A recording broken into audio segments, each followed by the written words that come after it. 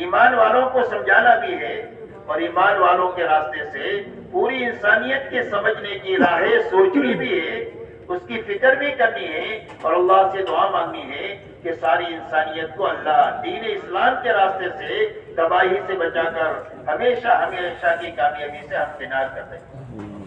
اس لیے کہ ساری انسانیت کی کامیابی کا ایک ہی راستہ ہے اور وہ صرف دین اسلام ہے۔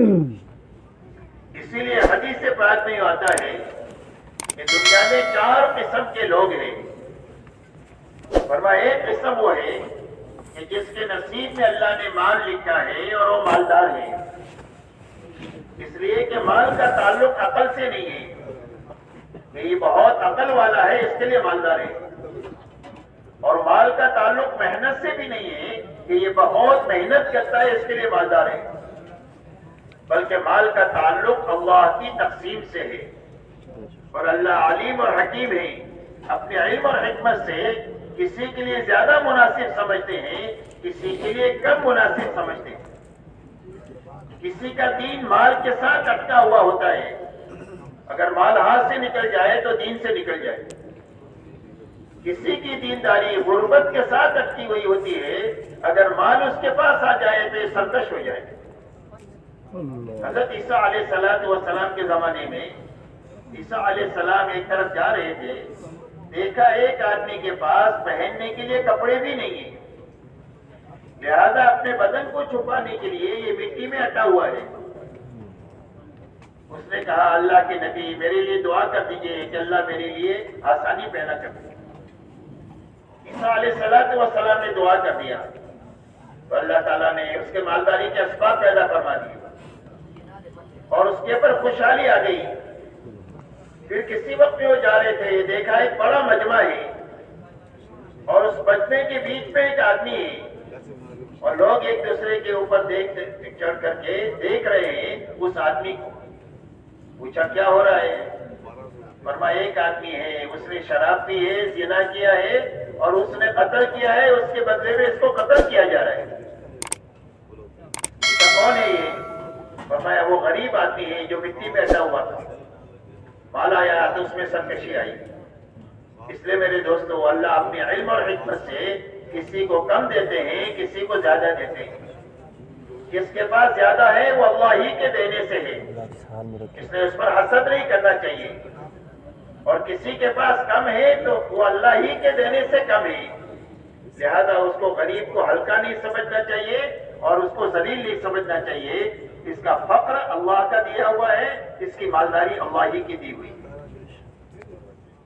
تو حدیث پاک میں آتا ہے کہ ایک آدمی کے نصیب میں اللہ نے مال لکھا ہے لہذا وہ مالدار ہے۔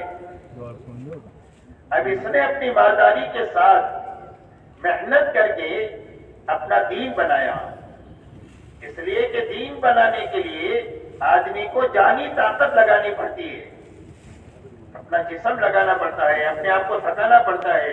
ایک آدمی کو سورہ فاتحہ یاد کرنی ہے تو خود لگے گا تو یاد ہوگی، تعلم کا خرچ کرنے سے سورہ فاتحہ یاد نہیں ہوگی۔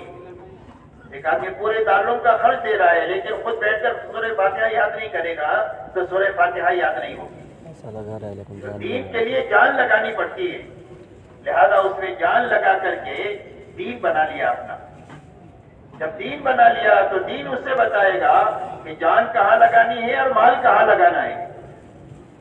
ابھی اپنی جان اور مال کو اللہ کی مرضیات پر استعمال کرتا ہے، دعوت پر استعمال کرتا ہے، عبادت پر استعمال کرتا ہے، لوگوں کو بھلائی پہنچانے پر استعمال کرتا ہے، اپنی ضرورتوں میں بقدر ضرورت استعمال کرتا ہے۔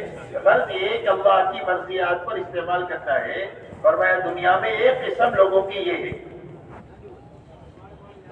دوسری قسم دنیا میں وہ ہے کہ اس کے نصیب میں اللہ نے غریبی لکھی ہے، غربت لکھی ہے، لہذا وہ غریب ہے، اس کے پاس مال نہیں ہے، لیکن اس نے اپنی جان لگا کر دین بنا لیا۔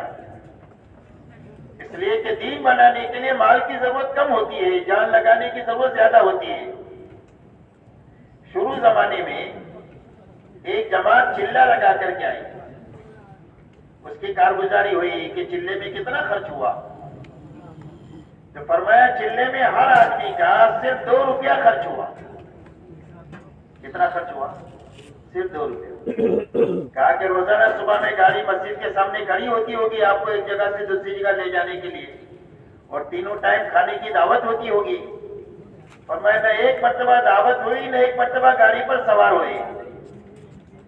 तहज्जुद पढ़ करके चलना शुरू करते थे, घंटों चलने के बाद किसी मंजिल पर पहुंचते थे, वहां जाकर काम शुरू करते, लोगों से मुलाकात करते, लोगों को ईमान आखिरत समझाते, उनकी तश्कीलें करते। दोपहर का वक्त होता तो 2 साथी एक बाग में जाकर अमरूद की एक टोकरी चंद पैसों में लेकर आ जाते। सारे साथी मिलकर वो अमरूद खा लेते। ये नाश्ता भी है, दोपहर का खाना भी है और रात का खाना भी है, दिन में एक ही मर्तबा खाना। और सिर्फ अमरूद खा करके पूरा चिल्ला लगाया।